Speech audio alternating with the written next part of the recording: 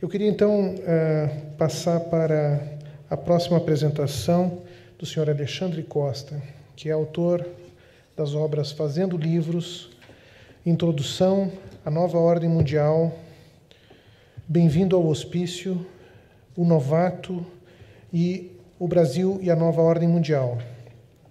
Ele é responsável pela produção de conteúdo para revistas, sites, já trabalhou em editoras, agências, veículos de comunicação.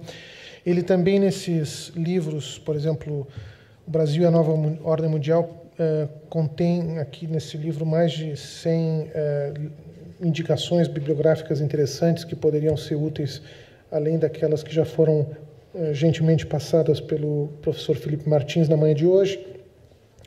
Então, sem mais, eu queria passar a palavra para o Alexandre Costa, por favor. Boa tarde. Eu quero agradecer o convite. É uma honra estar aqui, ao lado de muitas pessoas que eu admiro e que eu acompanho e com quem eu sempre aprendo, né? Então, eu vou cumprimentar todas as autoridades e as pessoas que compõem a mesa em nome do ministro Ernesto Araújo. É realmente uma grande iniciativa da Fundação, da FUNAG, né, da Fundação Alexandre de Gusmão e do Ministério das Relações Exteriores, trazer esse tema para esse debate, para essa discussão, principalmente por duas razões. Temas como globalismo, governança global, revolução cultural, nova ordem mundial, são temas pouco explorados e eu acho que, por essas duas razões que eu vou dizer agora, eu acho que é muito nobre estar acontecendo isso aqui, dentro do Itamaraty, onde, há poucos anos atrás, eu nunca imaginaria que isso poderia acontecer. A importância pode ser vista por dois aspectos. Primeiro, porque eu acho que a maioria da população brasileira não conhece esse assunto, embora nos últimos anos tenha brotado uma certa reação espontânea e talvez instintiva. Então, eu acho que mesmo sem as pessoas compreenderem direito o que é, existe uma certa reação instintiva. Essa é uma razão. A segunda é que, pela primeira vez, desde que eu comecei a me interessar por esse assunto, eu tenho alguém dentro do governo, né? Tem pessoas dentro do nosso governo tratando desse tema sem tentar ridicularizar, sem tentar tratar como teoria da conspiração e tal. Então, nesse sentido, todos vocês estão de parabéns por ter promovido esse trabalho. Quero deixar claro, antes de começar, que eu não sou palestrante, não sou professor, eu acho que eu consigo me explicar melhor sempre escrevendo. Então, eu não estou aqui para ensinar ninguém nada, principalmente dentro de um órgão tão importante para a história do Brasil como é o Itamaraty. A ideia é só propor uma reflexão, selecionando pontos de um desenvolvimento histórico das ideias de governança global, né? Então, eu selecionei alguns fatos, alguns acontecimentos que ocorreram ao longo dos últimos 300 anos, que eu acho que dá para a gente tentar entender como que chegamos onde estamos, como tentar se prevenir para aquilo que deve acontecer ou no curto prazo ou no médio prazo. Tá? Então, eu acho que eu não preciso falar em definições, os palestrantes brilhantes que me antecederam explicaram isso muito bem, a ideia da diferença entre globalismo e globalização, que é um tema que, infelizmente, na imprensa, parece que as pessoas ainda não conseguiram identificar as diferenças, né? Então, eu pulo essa parte de definição, até porque eu acho que as pessoas explicaram melhor do que eu explicaria. Antes de começar os que eu chamei de ciclos, eu fiquei em dúvida se eu deveria usar o termo ciclo, ou etapa, período. Eu decidi usar ciclo porque ele dá uma ideia de movimento. Porque todos esses elementos que eu vou tentar,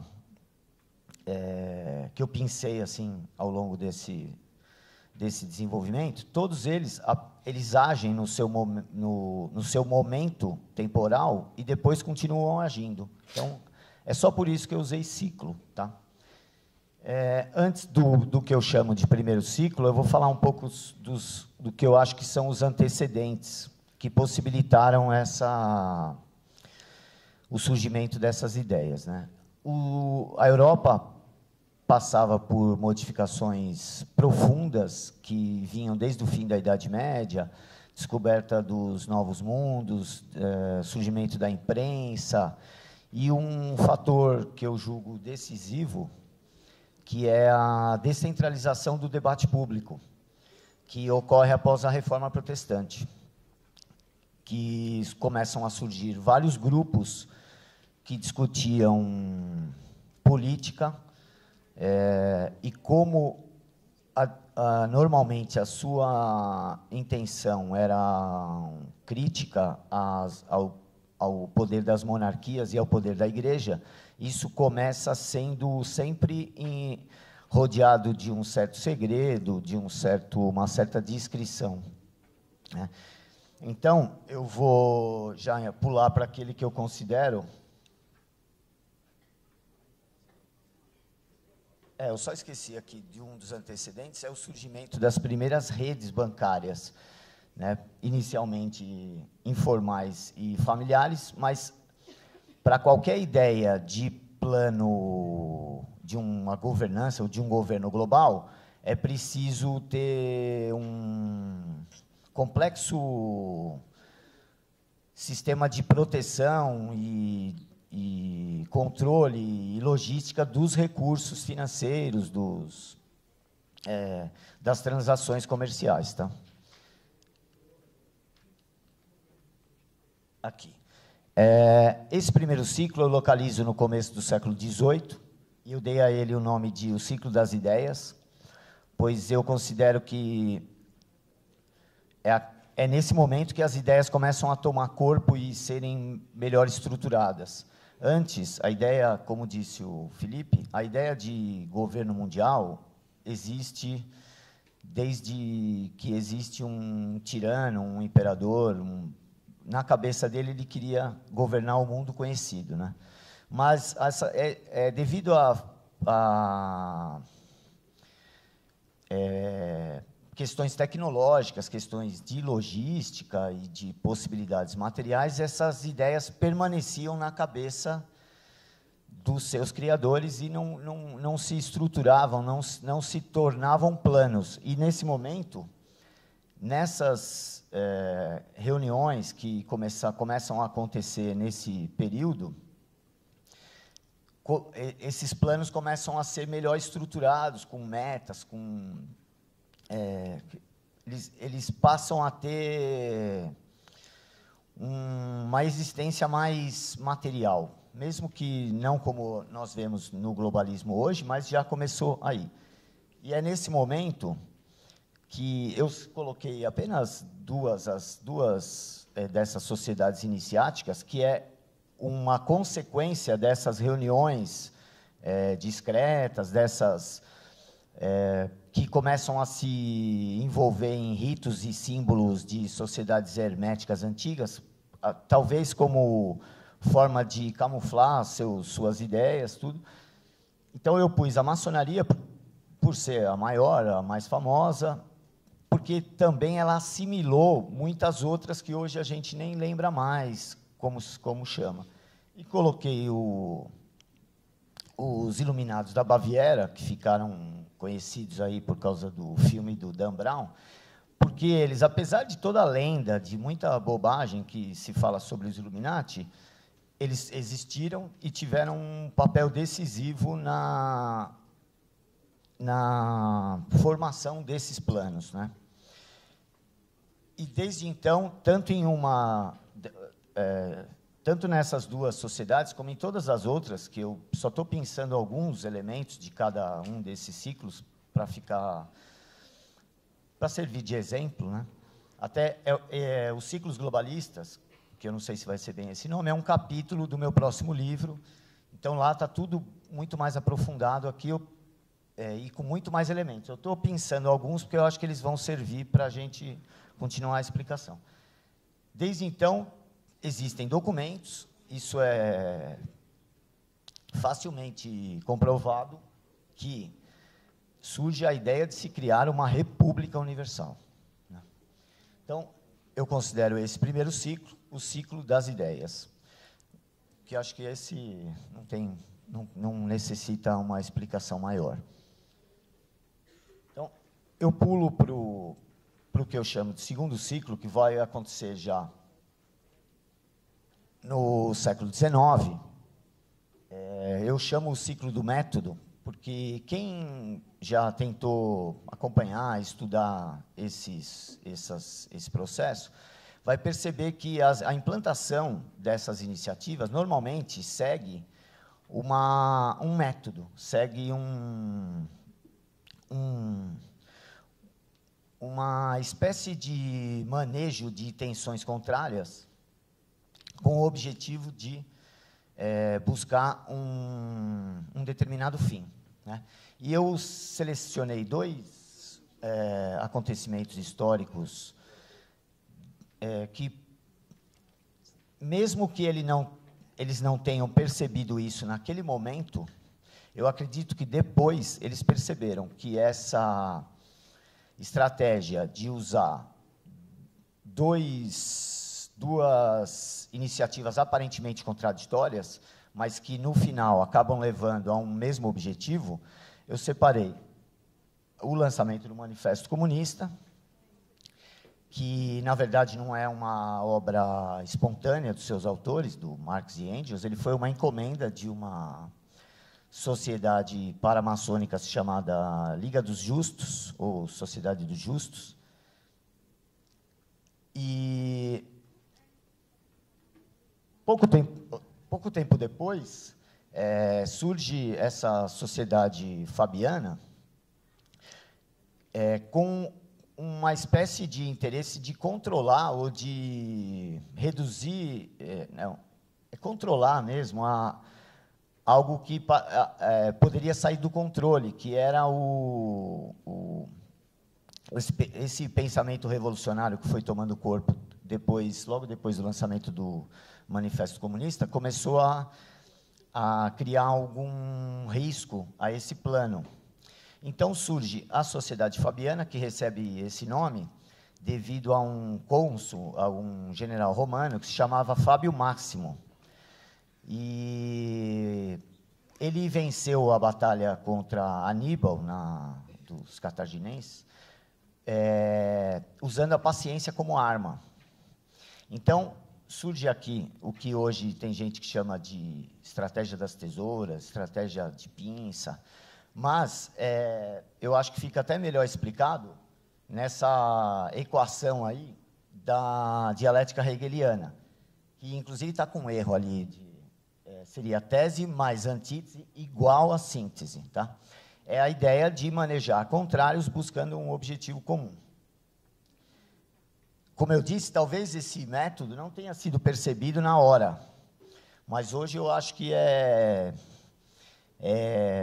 bem visível a utilização desse método. A gente pode ver isso em política partidária, a gente pode ver em vários tipos de iniciativa, né? Então, o primeiro ciclo, que ocorre no começo do século XVIII, eu acho que a gente pode chamar de ciclo das ideias. O segundo ciclo, o ciclo onde se descobre o método de implantação dessas iniciativas. Então, o terceiro ciclo, eu dei o nome de instrumentos, porque, aparentemente, as pessoas interessadas, as famílias, as organizações interessadas nessas implantações, começam a criar instrumentos que passam a ser usados até os dias de hoje. Então, eu coloquei aqui o Federal Reserve, pois ele é a consequência daquelas redes bancárias que começam a se interligar como forma de proteger recursos, pois não há como fazer um ambiente de governança global sem controle de recursos, né?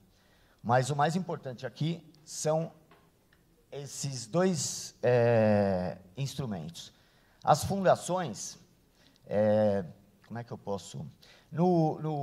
Na virada do século XIX para o século XX, começam as grandes fortunas americanas que saíram da normalidade, né? Tinha as fortunas do aço, das ferrovias, do petróleo, enfim. E essas pessoas, eu espero que o nosso colega americano concorde comigo, o povo americano começa a ver esses banqueiros, esses grandes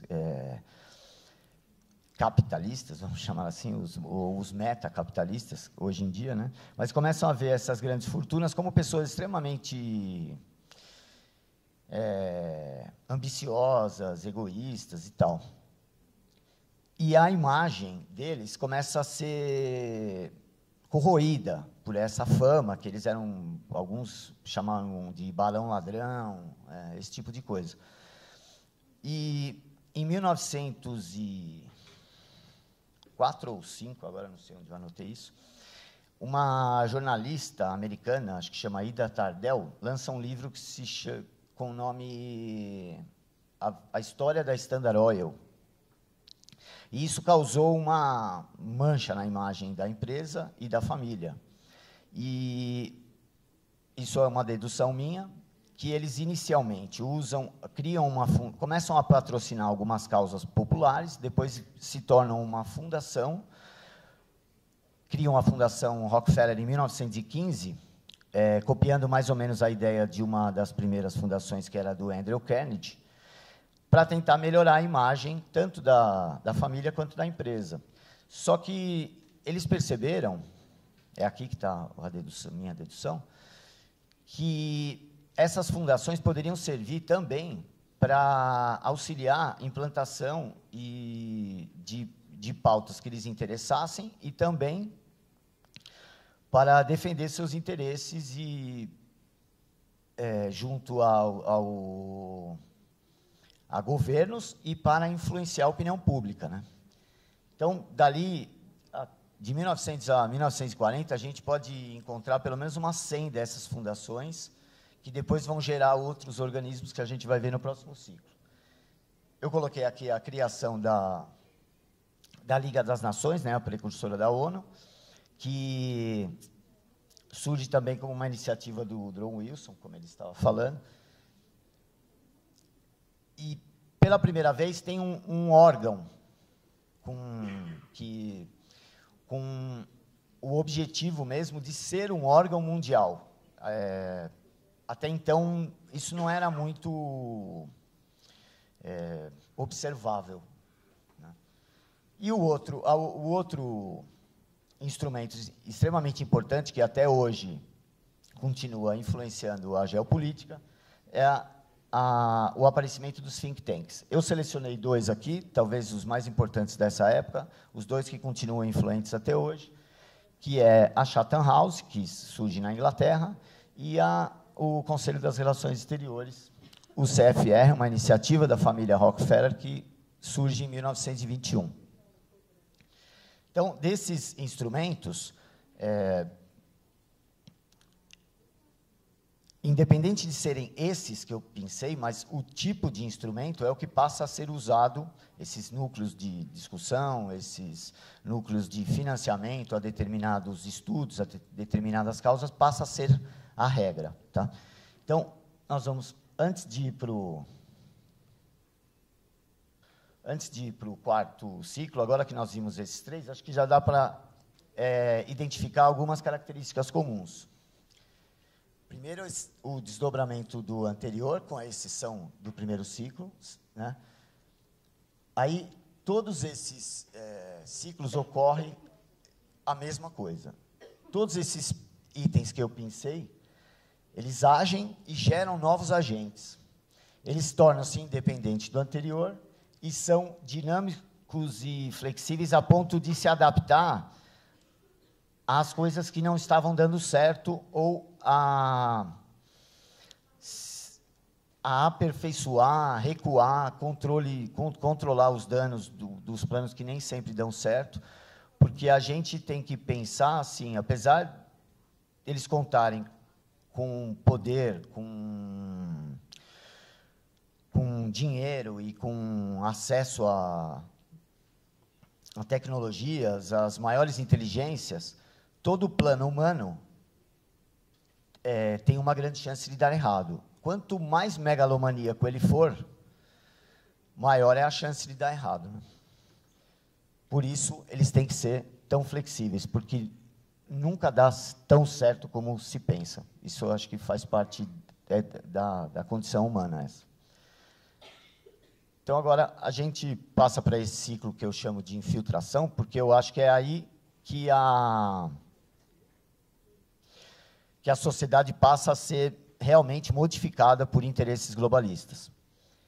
Note que isso acontece, mais ou menos começa a acontecer após a guerra, a Segunda Guerra Mundial. Então,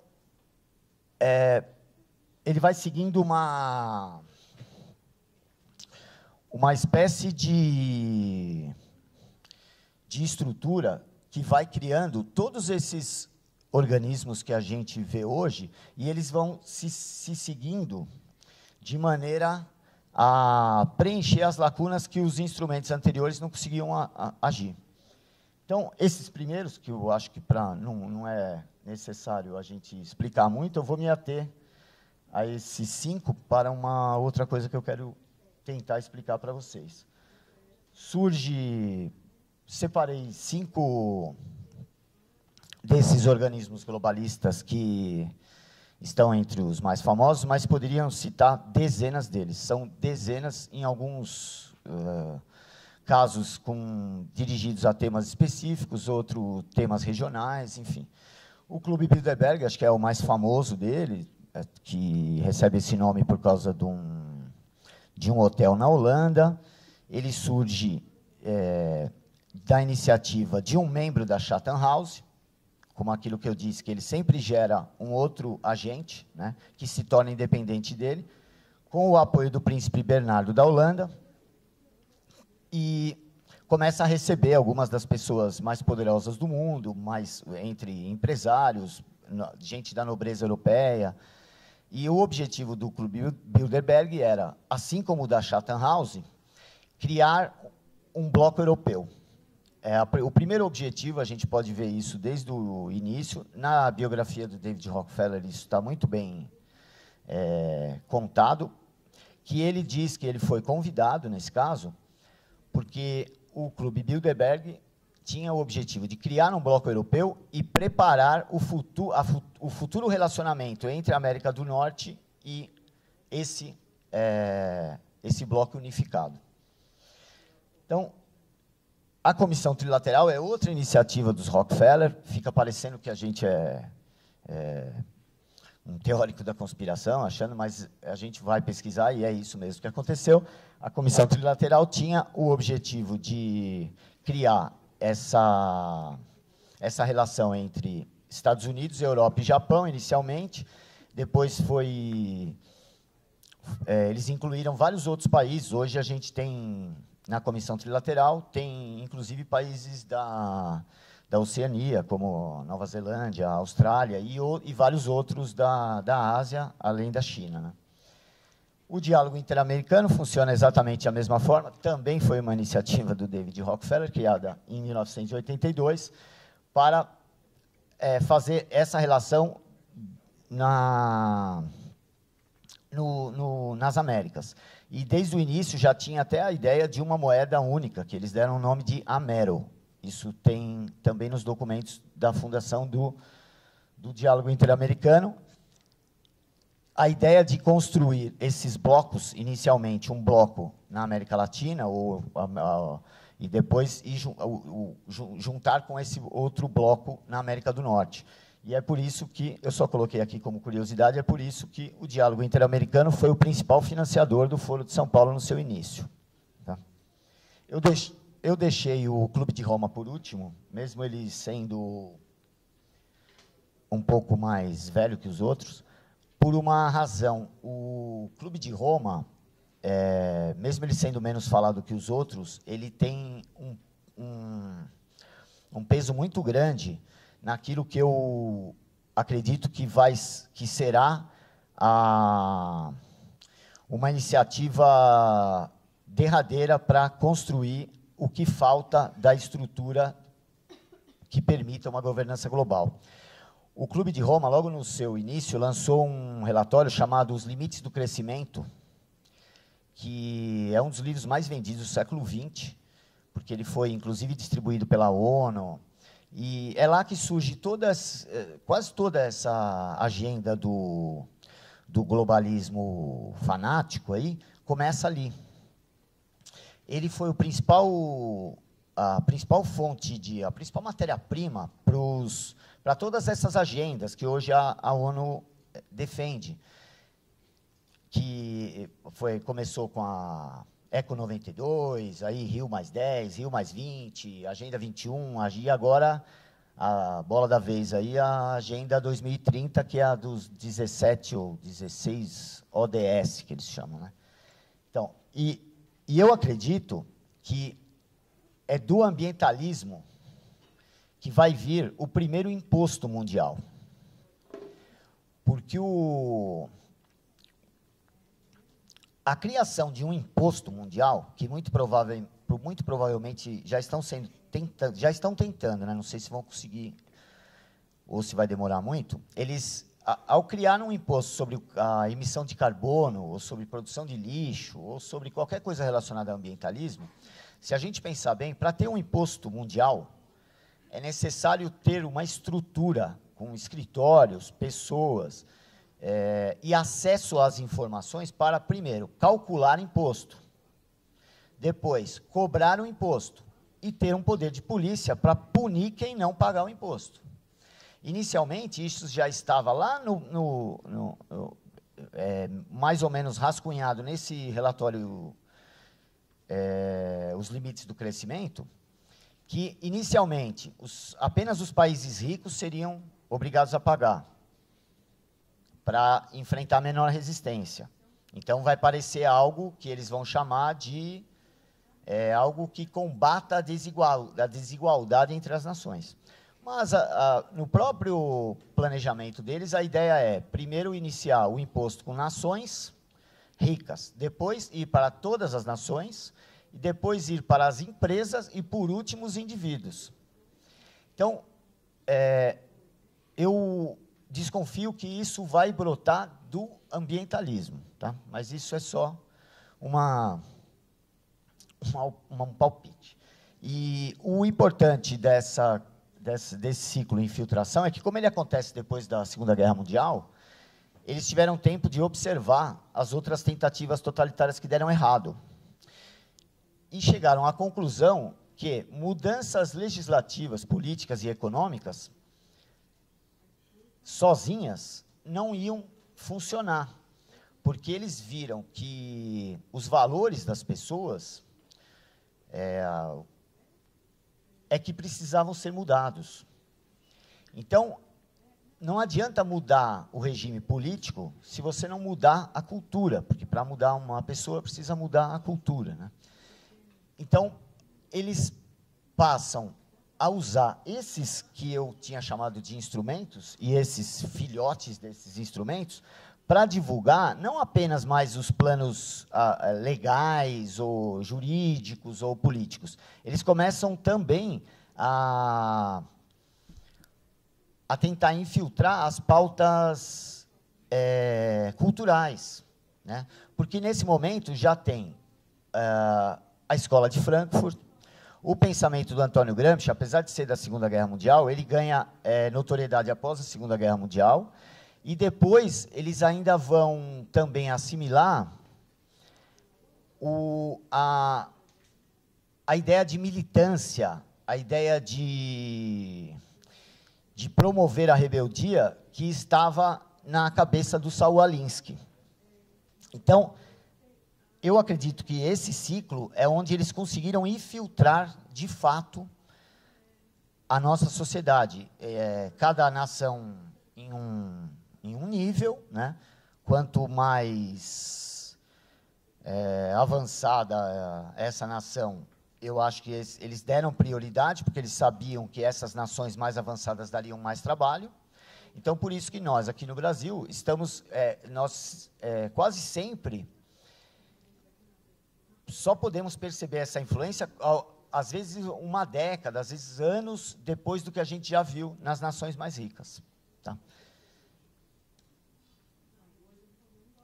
Vamos para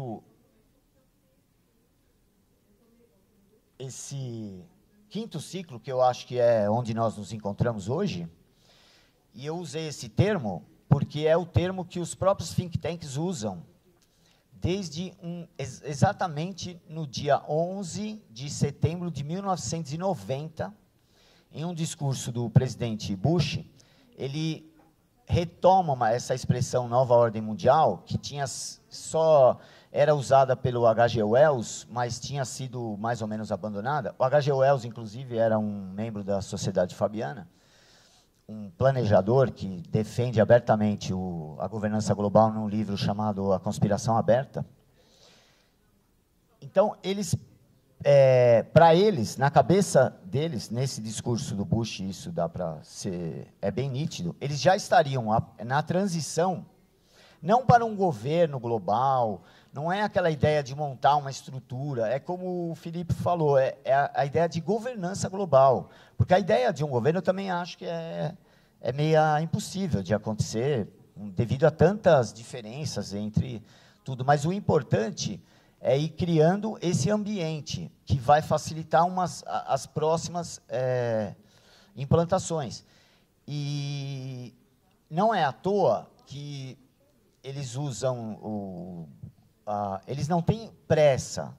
É uma coisa que vai acontecendo naturalmente. Então, eles aguardavam para esse período, como se eles achavam que na virada do ano 2000, eles já estariam muito mais avançados.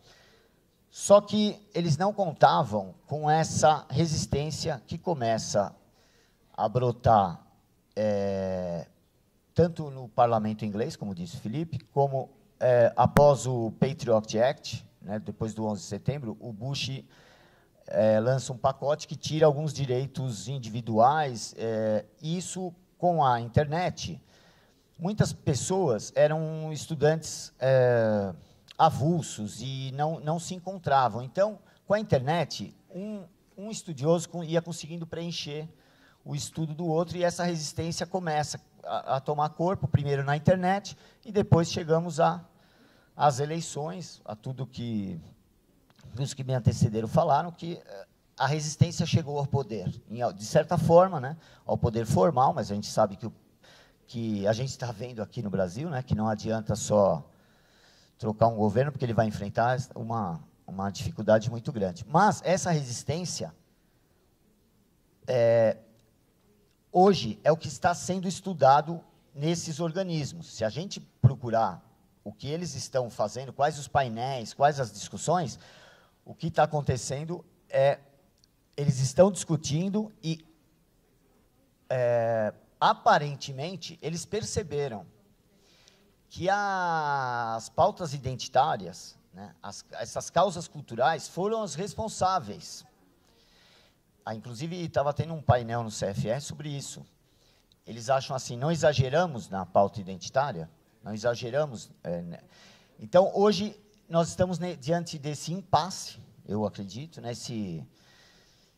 de ter uma série de coisas já infiltradas, uma série de aspectos da sociedade estão infiltrados, como todos que me sucederam. A doutora mostrou como isso já se infiltrou no judiciário, a deputada mostrou na educação. Então, está tudo muito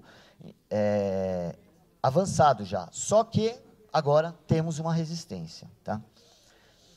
Então, eu sinceramente não sei né, o que vai acontecer. Eu quis propor essa observação para a gente refletir, para tentar entender, porque é uma guerra que ainda está no meio, né? Mas temos agora uma pequena, acho que um aumento da esperança, porque quem leu o meu primeiro livro, de 2013, vai ver que eu já estava muito mais pessimista do que eu estou hoje.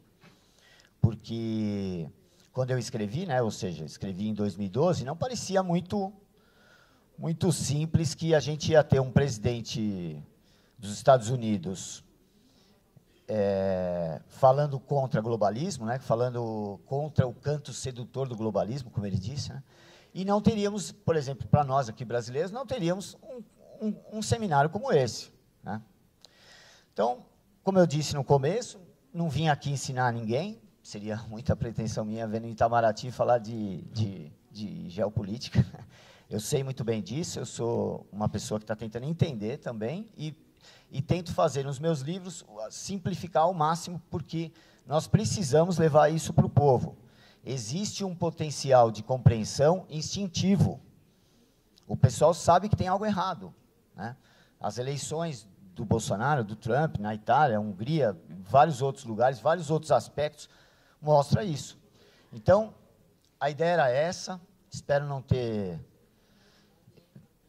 decepcionado vocês, espero que tenham gostado, estou à disposição de vocês, e no meu próximo livro, eu pretendo ter um capítulo mais aprofundado com essa reflexão que eu fiz aqui, tá? Quero agradecer mais uma vez ao convite, foi uma honra imensa para mim, para alguém que não tinha nenhuma ideia de que um dia estaria aqui falando isso, para mim é uma honra e uma grande alegria saber que agora temos no governo pessoas que estão levando esse assunto a sério, tá? Muito obrigado e estou à disposição.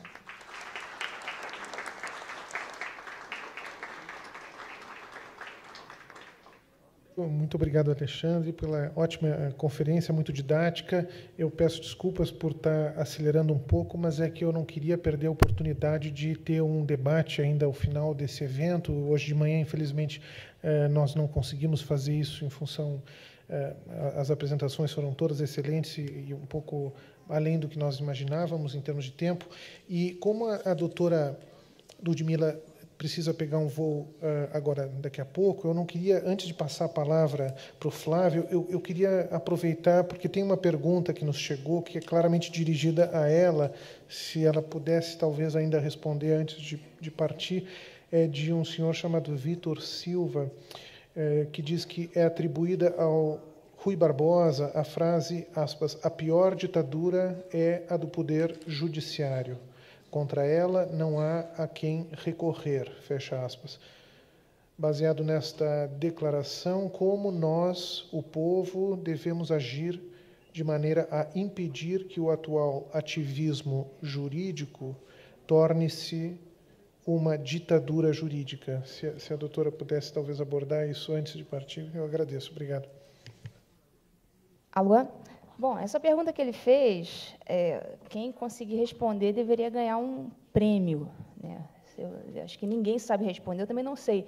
Mas existem algumas formas de você conseguir evitar. Eu não sei se exatamente... É claro, o povo sempre tem aquele poder de se manifestar, de ir às ruas, de fazer pressão, mas, em princípio, eu vejo que o ativismo judicial pode ser... ao menos minimizado com a atuação mais proativa do próprio Poder Legislativo. Eu até já conversei com alguns deputados, tal. Existe uma via legislativa que eu entendo que poderia ser bastante eficiente se fosse mais utilizada, que é a via das normas explicativas. Eu vou dizer o que são normas explicativas. No Código Penal, por exemplo, nós temos as normas penais incriminadoras, que são aquelas que prevêem penas, estipulam os crimes e as respectivas penas, e nós temos as normas penais não incriminadoras, que são aqueles outros artigos do Código Penal que não fazem isso, que, por exemplo, explicam o conteúdo da norma. Por exemplo, existe um artigo no Código Penal que explica o que é funcionário público para fins penais. Então, tem crimes que são praticados por funcionários públicos. Então, essa norma explica o que é o funcionário público para fins penais. Então, há muitas outras normas explicativas, né?